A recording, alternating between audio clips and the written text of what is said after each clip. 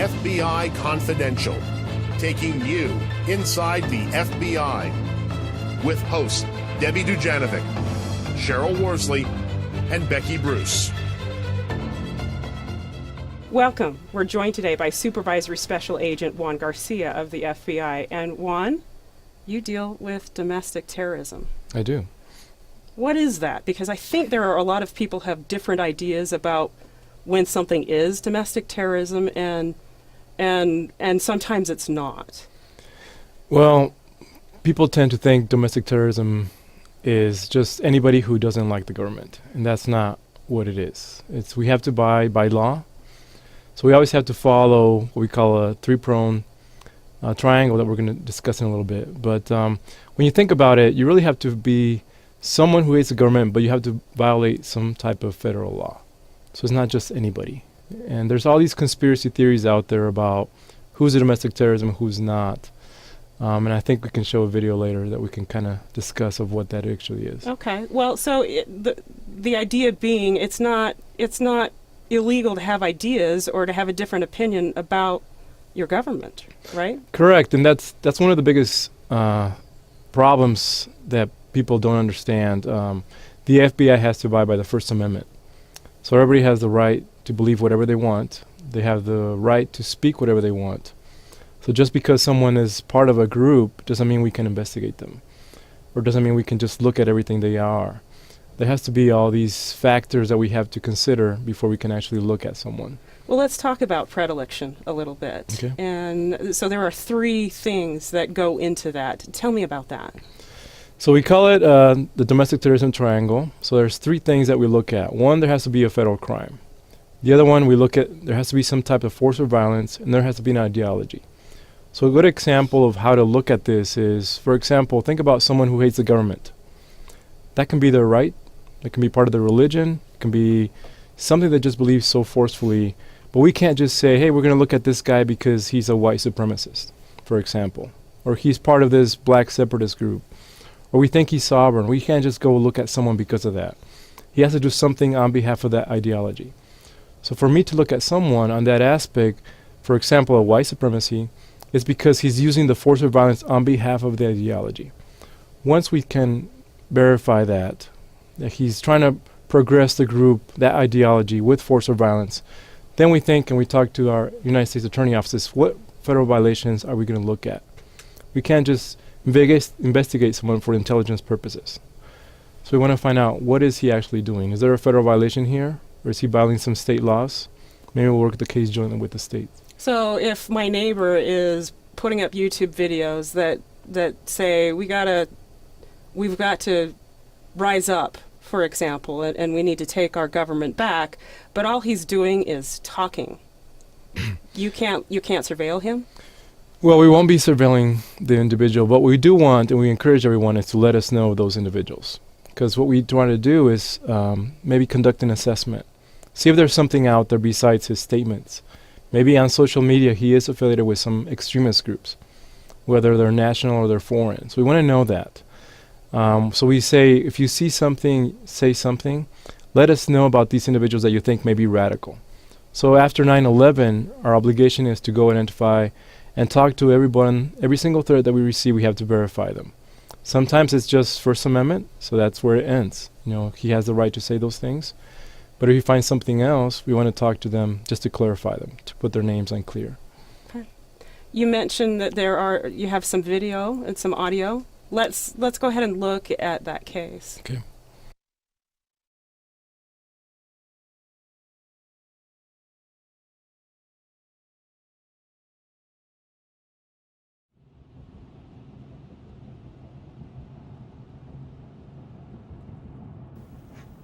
May the 20th, 2010 started out like any other day.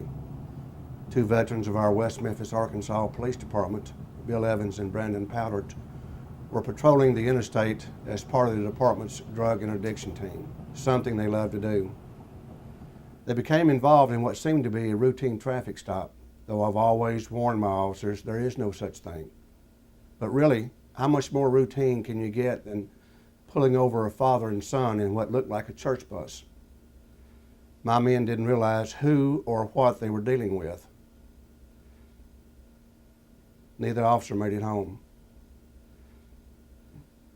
And one of them was my son. I'm Bob Powdert, Chief of the West Memphis Police Department. My officers, Bill and my son Brandon, didn't realize that there are people at war with this country that are not international terrorists. They are seemingly ordinary people, just like you and me, but they don't recognize the federal government's authority to impose laws or taxes on them. They're known as sovereign citizens. Their beliefs may sound so out there that they appear comical or crazy, but don't discount or ignore these people because they're willing to kill and be killed for these beliefs. We as law enforcement officers need to recognize this very real threat so we can protect ourselves. And maybe if Brandon and Bill had been able to recognize the warning signs of sovereign beliefs, they'd be alive today. Hello? 1-1, where's your emergency? Exit 275 on 40. These guys just shot a police officer right on the exit. You said officer's been shot on 270 what? Exit 275 on 40. 275 on 40. Where are you right now? I'm at the exit. They're right in front of me, about 100 feet. Okay, it's a white what? It's a white caravan, a white guy. Please hurry. 2 cops are dead. The other one's in the ditch. They're both dead, ma'am. They killed both cops. They shot one, he fell in the ditch. The other one ran behind the car, and they shot him in the hand. All right, where's the suspect now? They just left in a white caravan. They went right up the exit. That guy had an automatic weapon. They're all with automatic weapons. So where are you at now? I'm standing right over the top. All right, what kind of vehicle are you in? Well, I'm in a FedEx truck. You can't miss it. It's huge. Tell the cop to come forward. He's coming.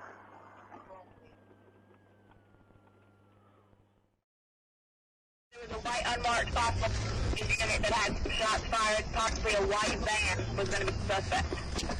615, if you got more traffic, he's all right with me.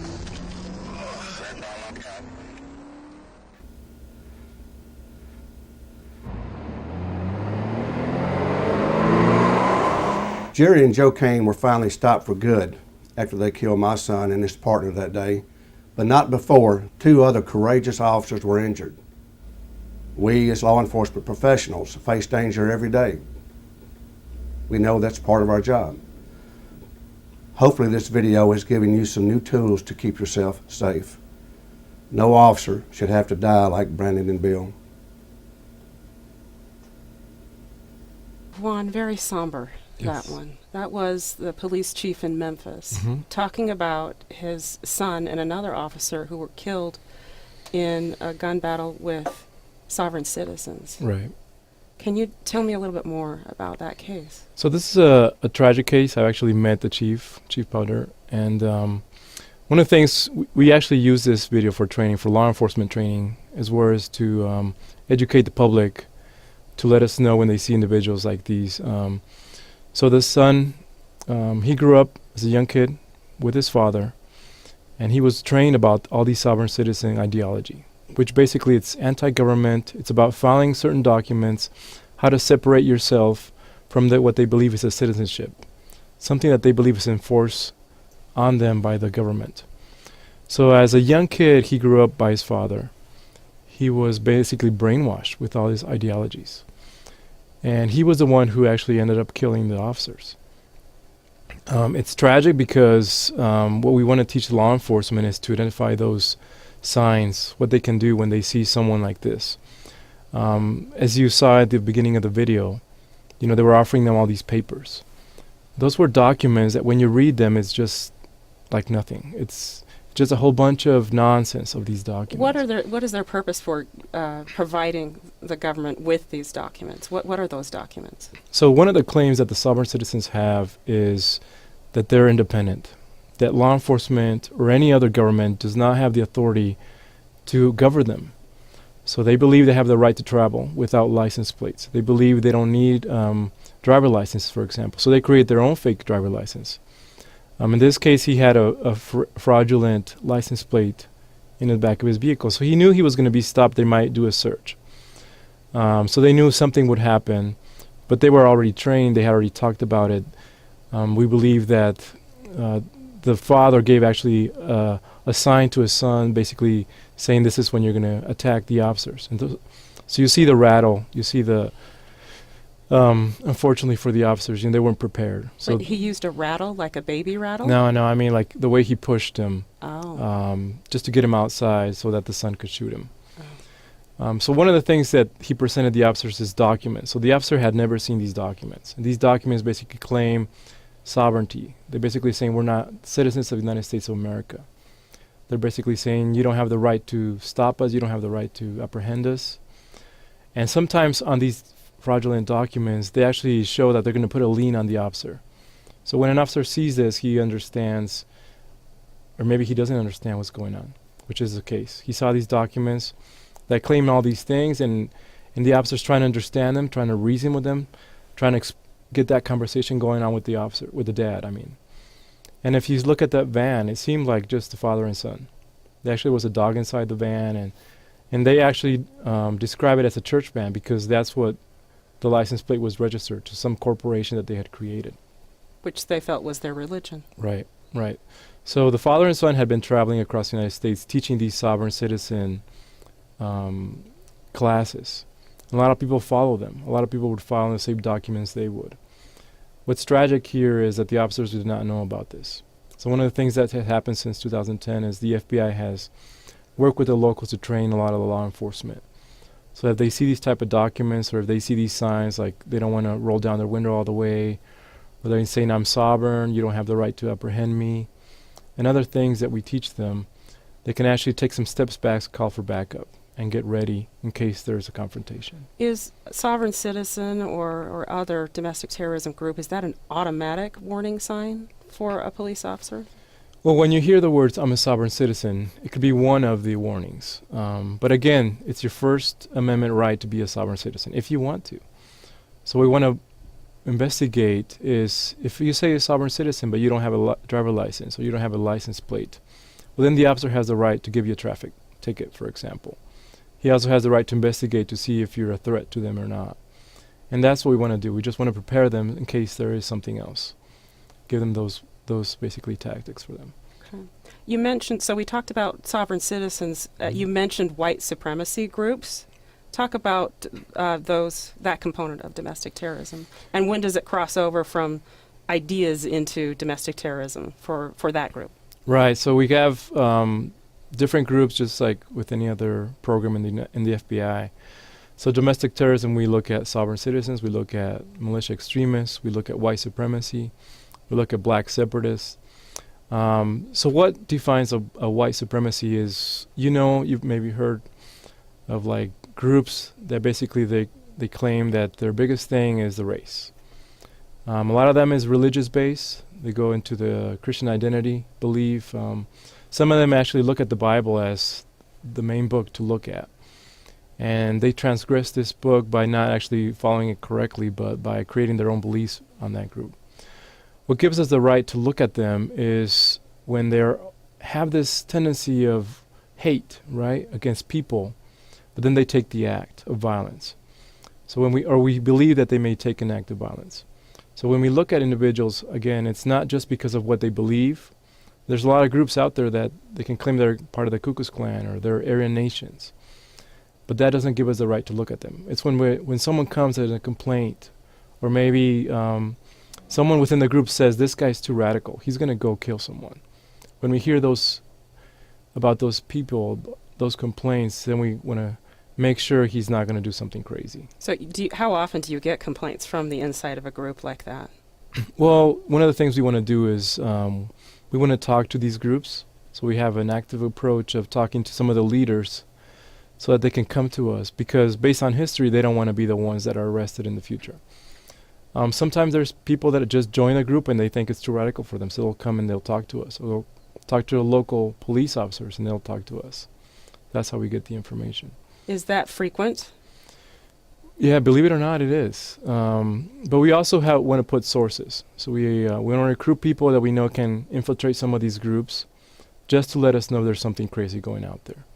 So that's one of the things we want to do as well. So you have an undercover program for that? Well, Undercover program would be a little bit more drastic once we identify someone that is potential threat to the public. Then we would want to look at that. But we want to do, when we talk about sources, it could be just a simple citizen. So it's just maybe be a liaison with them. We can maybe not someone who you classify like a confidential source, right? We also have those, but those we want to put in places where we can investigate them. So again, we have to be very careful about First Amendment. We can't just put sources on groups without any predication, anything that we can think be towards force or violence. Right. So me complaining about my neighbor because of his YouTube channel is one thing, but if I'm seeing my neighbor in his backyard doing some things which may or may not be legal, at that point, it would be a good time to talk with you. Exactly. And if you would see anything like that, then the FBI would be coming and talking to you. And we want to make you feel comfortable. And if we feel you can continue to report on that individual, we might do that. But if we at any time feel you might not be safe, we will look at other means to identify and follow up on those individuals. Let's look at the makeup of the different, and I think that's one slide back, the makeup of domestic terrorism. And for those of you listening on the audio podcast, we're looking at a pie chart, and the biggest group appears to be militia at 33%. Is that accurate? And then bombing at 10%. Can you explain this chart for me? So, yes, this is for the state of Utah, Montana, and Idaho. So for the Salt Lake Division, we cover 3 states. So the way we split these cases, based on some of the events that have happened across the couple of years, most of our cases were militia. We do also show bombing. Bombing is very reactive. So if you hear someone calling a bomb threat on a school or federal building, we have to investigate those. We typically work with the locals. We send our bomb techs. They clear the building, make sure there's nothing there. But in many cases, we have to work those cases until we find who did it. At 10%, is that the percent of cases that you were called on, or the percent of cases that you were called on that were legit? Because I know that a lot of bomb threats are just somebody left something where it should have been left. So these would be cases that were legit. So we actually have someone calling a bomb threat hoax. We would call it a hoax, or there was actually a device, something that made it look real. They left, or maybe they threw something at a building. The people called it. They thought it was suspicious. We investigate that because that takes a lot of resources. It's a lot of taxpayer money when you have to evacuate a building. The businesses lose money when they don't have the ability to work too. So we have to look into that as well. Okay, so we've talked about militia, which is the largest component within those 3 states. Mm-hmm. Bombing, what makes up the rest of the pie? So white supremacy is WSE. That's low. Basically, we know there's a lot of people that are believing in this, but we don't have enough predication to look at them. 2%. It's only 2%. Animal rights and eco-terrorism, that's very low as well with 2%. There's people that believe within these groups that the government doesn't have the right to control them, so they'll go and cause harm to some of these corporations that are within our territory. So we work with these corporations to find out if there's any loss of what the harm has been caused, and then we look at these individuals, see if we can prosecute them. So that would be eco-terrorism. Correct. Would fall within that, or as far as the animal rights groups, this would be the folks who feel like animals have rights, therefore I'm going to go destroy this mink farm. Exactly, that's a good example. Okay. Yes, but there's other types of facilities here within the state that they can go and attack. Like There could be a farm, or they could go and maybe contaminate milk or something like that. So that's we just want to make sure that everybody's protected. And we work with our W&D program, our agro-terrorism program, to make sure that we have a good liaison with these corporations. And rounding out that pie chart is 6% sovereign citizens. So sovereign citizens, again, it's a concern. It's been growing. It's not as big here in the West as it has been on the east side of the United States, where you have other groups that are more radical. But with the whole militia movement, a lot of these militia individuals are also sovereign. But when we look at the threat, we want to identify if this is an individual that's going to be filing a lot of documents. We call it paper terrorism, where their focus is mainly putting liens on officers or on judges or individuals. So it's economical loss. Or if they're actually planning on creating their own militia and going with force to kill someone. So that's why we have more militia cases. It's a bigger threat for us. There's a lot of conspiracy theories on the internet, and it seems to be that there are more and more as time passes. Is this becoming a bigger problem because of the ease of information on the internet? Well, I think it's our duty as citizens and just as human beings to verify all the facts. And I think that's the problem with a lot of people. We see something on the internet, we believe it, instead of doing the research. And that could go with anything we see on the internet, right? Yes, there's a lot of conspiracies. There's always been conspiracies that have been displayed, but yes, you're correct. The fact that they're on the internet and everybody can read them, it can start becoming an obsession to a lot of people. And that's where you tend to go into this hole, and then it just becomes bigger and bigger. Before you know it, you're wrapped into it, and it's hard to get out of it. All right. Well, Supervisory Special Agent Juan Garcia, it's been fascinating. Thank you. Thank you. Thank you.